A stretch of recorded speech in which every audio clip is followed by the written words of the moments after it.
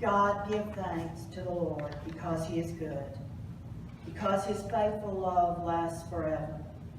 That's what those who are redeemed by the Lord say, the ones God redeemed from the power of their enemies, the ones God gathered from various countries, from east and west, north and south. Some of the redeemed had wandered into the desert, into the wasteland. They couldn't find their way to a city or town. They were hungry and thirsty. Their lives were slipping away. So they cried out to the Lord in their distress, and God delivered them from their desperate circumstances. God led them straight to human habitation. Let them thank the Lord for his faithful love and his wondrous works for all people, because God satisfied the one who was parched with thirst, and he filled up the hungry with good things.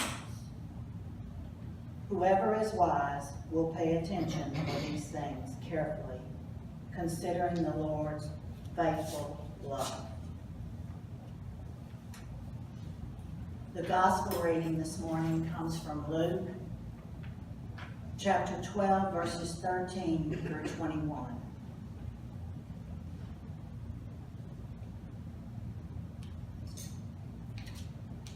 Someone from the crowd said to him, "Teacher, tell my brother to divide the inheritance with me."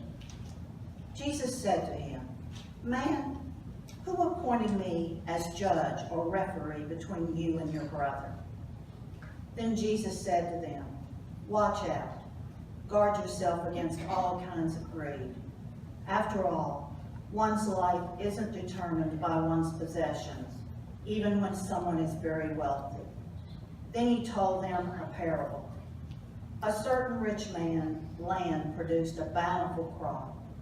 He said to himself, "What will I do? I have no place to store my harvest." Then he thought, "Here's what I'll do. I'll tear down my barns and build bigger ones. That's where I'll store all my grain and goods. I'll say to myself, you have stored up plenty of goods, enough for several years. Take it easy. Eat, drink, enjoy yourself." But God said to him, "Fool, tonight you die. Now, who will get the things you have prepared for yourself? This is the way it will be for those who have hoarded things for themselves and aren't rich toward God." That's a difficult message to hear sometimes. But you know, it's funny. This week, all the readings were really hard ones, and so I got to pick which of the hard ones I wanted to use, and I decided to go with the Luke this week, since we've been following along with Luke anyway. And in the course of my message, one of the things I wanted to say the most was that sometimes when we get snapped out of our everyday routine, that we start to recognize the gifts of God all around us. And so how appropriate that today we got snapped out of our routine, and we're sitting here in the fellowship hall, and even though, of course, we would love to be in our normal sanctuary and have that air conditioner, in here, this has been a great reminder to me of what a great little, what a great congregation this is, and hearing the voices singing, and in this room, it's just, it's been nice to break out of our normal routine for a day, so I appreciate that. Now, if you had a chance to read my weekly pastor's note, then you'll know that this past week I was lucky enough to be on vacation with my family. And I tried not to work too hard on vacation. I did have to do a few things. And every year or two, my family goes down to the Gulf Coast of Florida. That's where we typically go to the beach. So if you've ever been down there on Highway 30A, that's kind of where we tend to go. And every year, it's a collection of different people in my family, but it's typically always included my mom and my dad, me, my brothers and sister, and their significant others. Also, my kids come along. And also, we used to go with my aunt and uncle a lot, and my grandparents. Now, my grandparents have since passed, and my aunt and uncle's kids are pretty old now, so we don't always get to vacation with them. They're in college, although, well, one of them's in college and one is in high school, although my cousin Sally recently said, "I want to do another one of those family beach trips." So I think maybe when she graduates from college, we'll have a reunion and do one like that. But anyway, these trips have always been an important part of our life together. They sort of roll in each year on the tides of time, sort of like the waves on the oceans rolling in on the beach.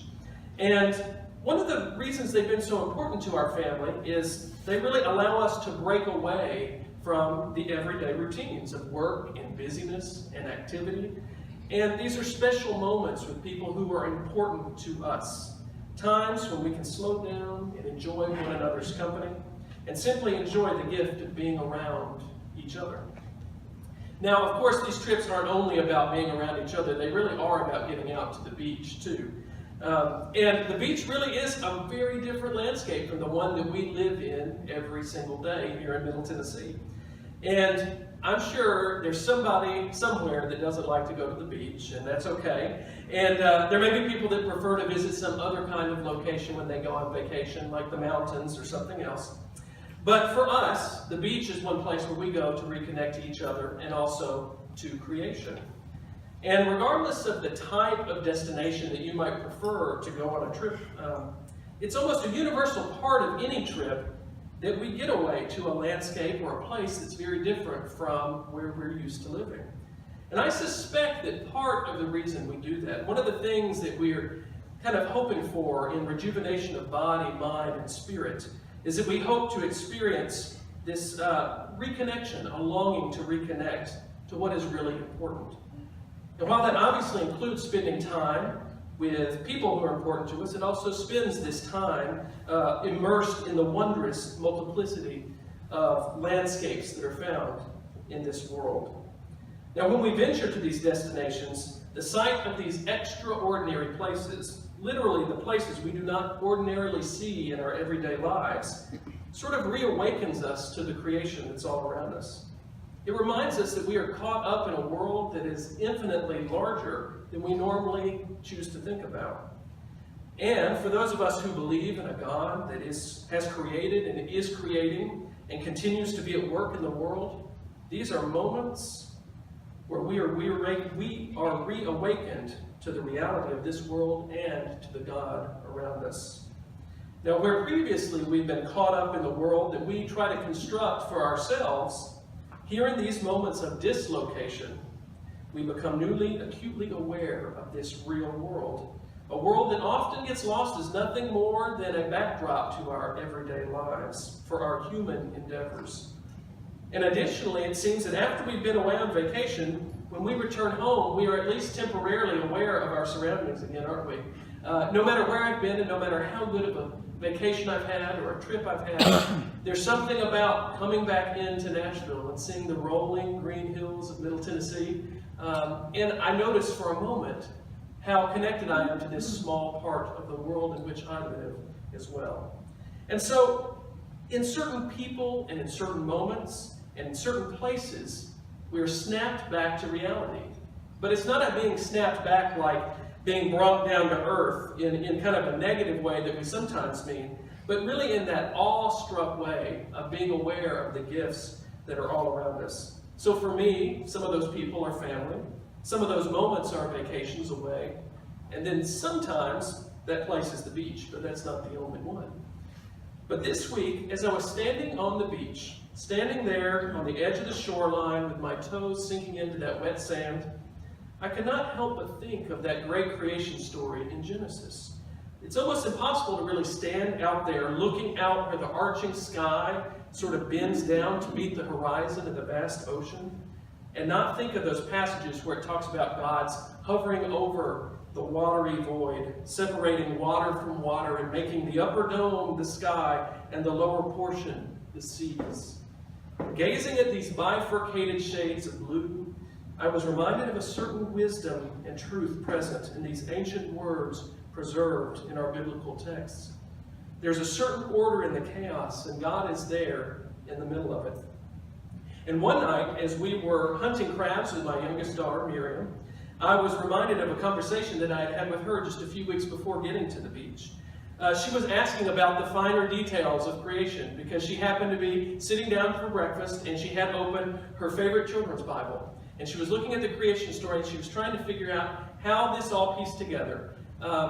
And So my wife, she started asking me, my wife and I, a lot of questions about where do we come from? What is this creation? How is God involved? And so we did our best to tell her about how we, human beings, have come to understand the creation of the world, the understandings of the origins of life, the dawns of universes, the slow emergence of life from the Earth's oceans, the billions of years, stars and planets and lives that have brought us to this point.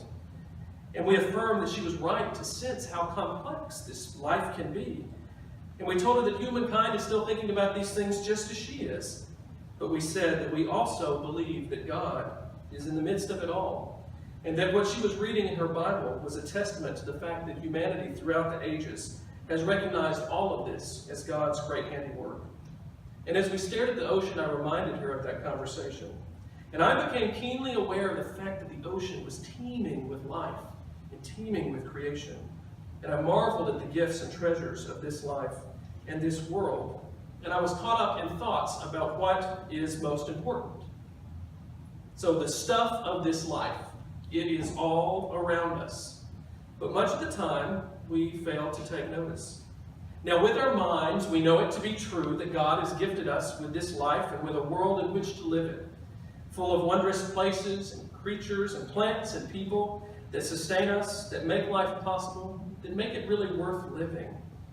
And yet it seems that what we know with our heads often fails to take up residence in our hearts. Now, perhaps it's the very greatness of God's creating and sustaining power, the fact that it truly is always there, that causes it to seemingly recede into the background. But whatever the reason, although we know the real stuff of life is all around us, permeating God's creation and us along with it, our life often becomes consumed by other stuff. And I chose to use the word stuff on purpose. I know it's not a very elegant word, but stuff. And sometimes, we just have stuff in our lives. So today's gospel reading warns us of this tendency to be consumed by other stuff in the course of our living. And in it, we hear about a man who approached Jesus to ask for him to deliberate or arbitrate a matter of inheritance. Now, this man is concerned because the inheritance has come his way and his brother's way. And we are not told what this inheritance entails exactly, although we can assume it's not so unlike inheritances we might have still today. It probably consists of some combination of money, land, property, possessions. But there is a problem, and that's the fact that the man believes that he's been denied his fair share of this inheritance. So he comes to Jesus to ask him to adjudicate the matter. Now, some of us might think if Jesus were in the room right now, that's the last kind of matter we would want to take to Jesus first. That if Jesus were here, why would somebody go and ask about something such as this? This is something we might choose to judge as an earthly matter, as we might be tempted to call it. However, I think it's important to remember that Jesus in the Bible here was developing a reputation as a wise teacher and a spiritual guide. It would not have been uncommon for people to look to religious leaders for guidance on such matters, or even judgment based on certain laws and traditions.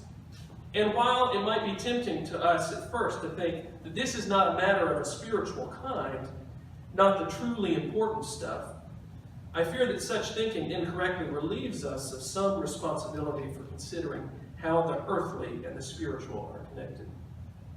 In other words, we should not hear this as a condemnation of bringing matters related to the earthly stuff of life before God. Indeed, if this earth is created and given as a gift to us, the very location of our lives, then earthly matters are not diametrically opposed to spiritual things. They're actually caught up in the spiritual things. So in one sense, this man was, I think, correct to seek guidance from the Lord in earthly matters, but I think he comes forward sort of with the wrong disposition, which is ultimately the first cause of Jesus' rebuff. He comes wanting Jesus to simply say that his brother should give him his stuff, the stuff that is due him. And if we are honest, when we hear that story, that request sounds pretty fair. And we would hope in the same kind of situation that maybe we would get our stuff. But Jesus refuses to judge the matter, or at least he refuses to judge the immediate matter. However, I would suggest that as Jesus launches into this parable, which is the second part of what we heard read today, that really there's a different kind of judgment going on, one that creates an awareness of unbalanced priorities and blindness to the true treasures of life. So it's more of a revelation and less of a solving of the problem. In the parable, Jesus tells of a rich person whose land has produced abundantly. There is such an overflow of crops that this person decides that it makes sense to tear down the barns and build bigger ones and store up all of the excess grain. And the rationale that this person gives for this action is to store up enough supplies so that the rest of this rich person's many days can be lived out relaxing, eating, drinking, and being merry. But then comes the punchline, the kicker. Just as everything has been stored away, the rich fool discovers that life has come to an end. In all of this person's preparation, planning, and scheming so as to be able to enjoy life, this person missed out on life altogether.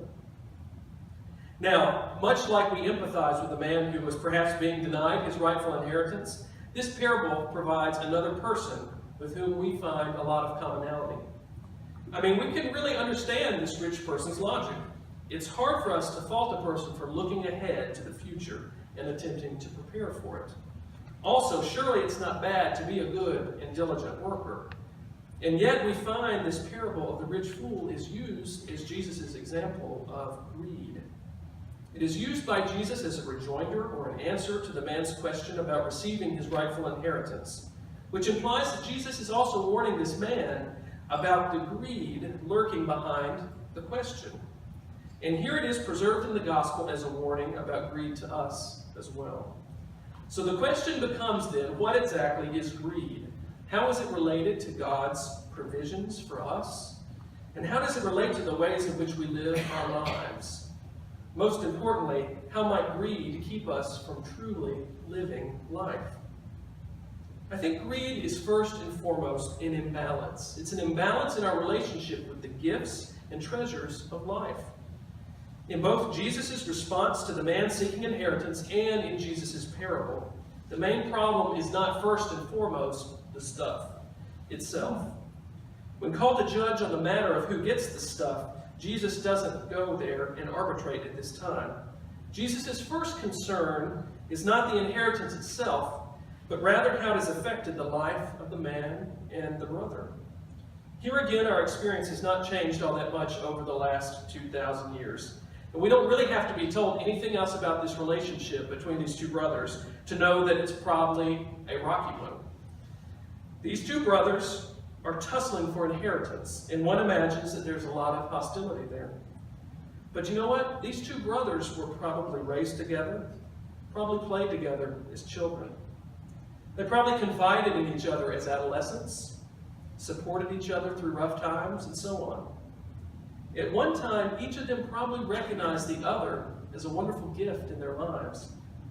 And yet now, the gift of a brother was all but obscured over this argument over inheritance.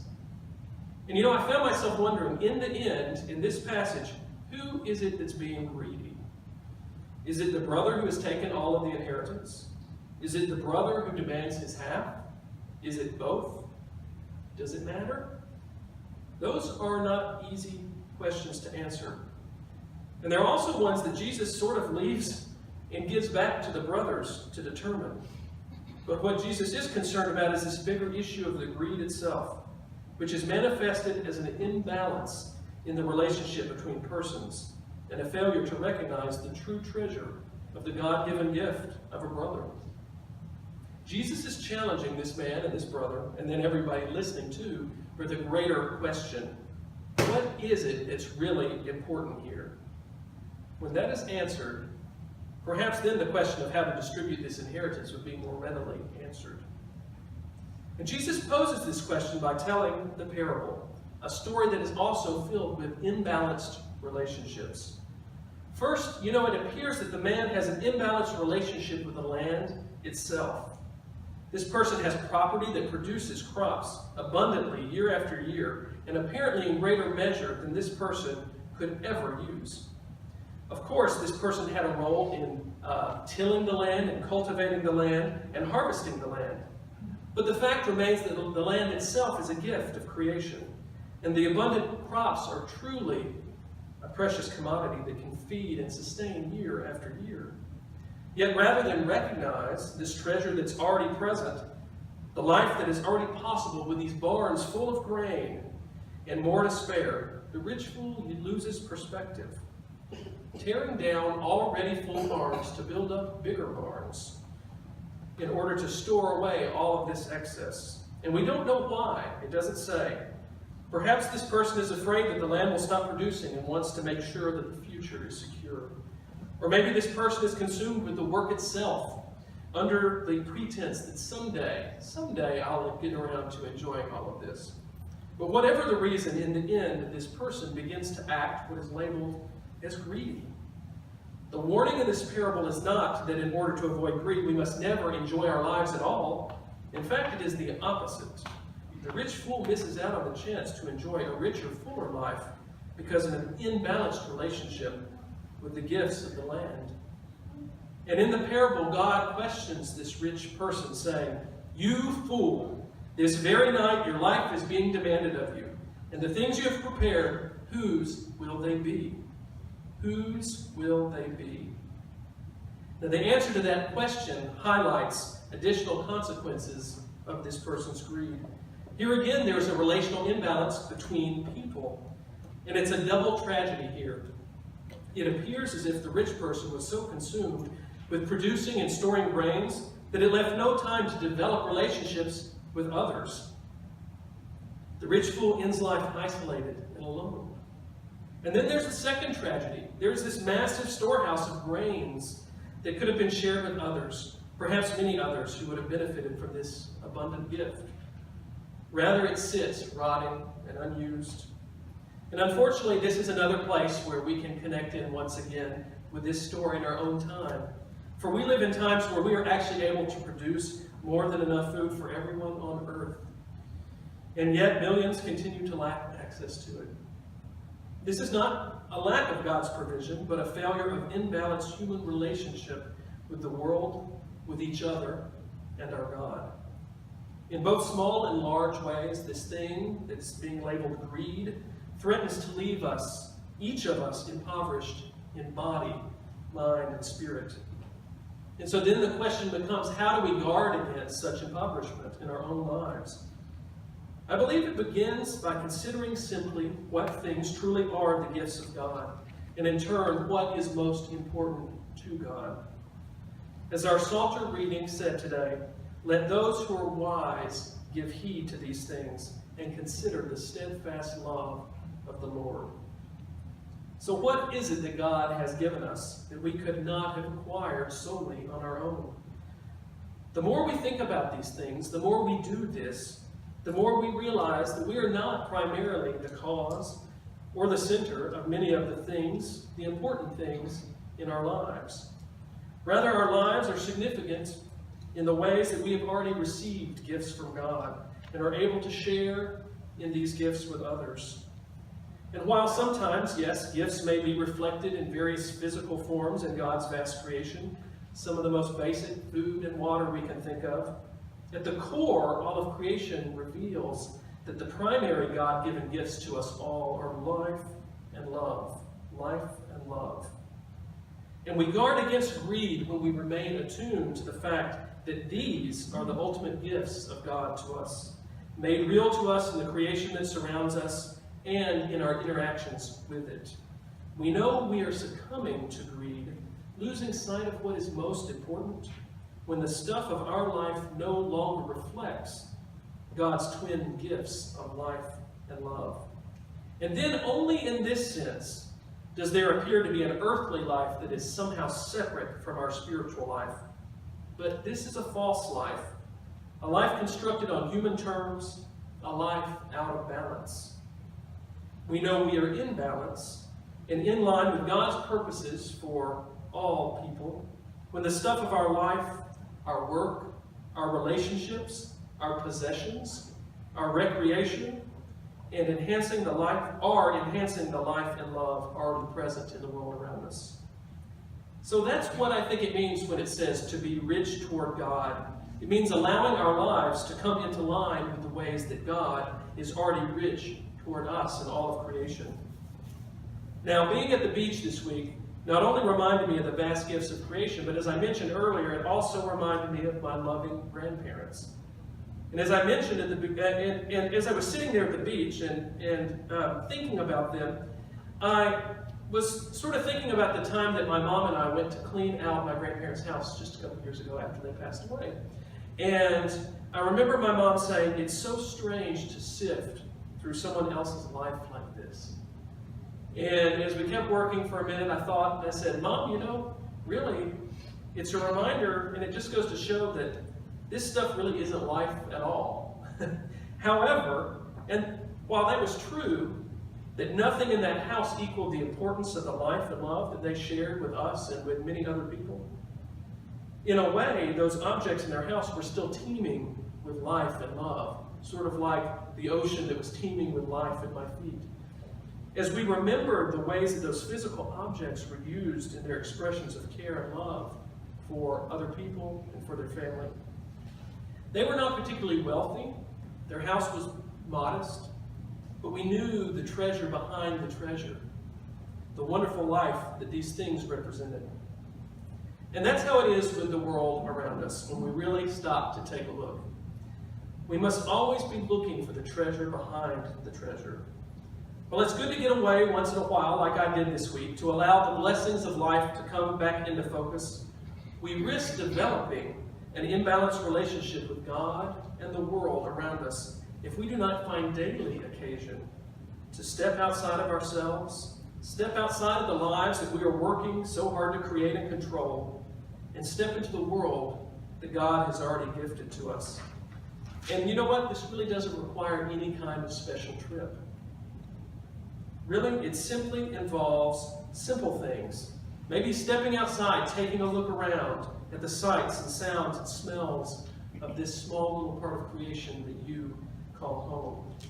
Maybe it means calling a friend or a family member that you haven't seen in a long time. Maybe it means reaching out to someone who's become an enemy. Perhaps it means simply finding a way to do something that brings life and love into someone else's life. These are the daily things that over time bring the totality of our life into balance with the gifts that God has already bestowed. This is the stuff of life which is most important, that we would give back in the ways that God gives to us, that in our living and even in our dying, we are part of the infinite gifts of God's life and love. Thanks be to God.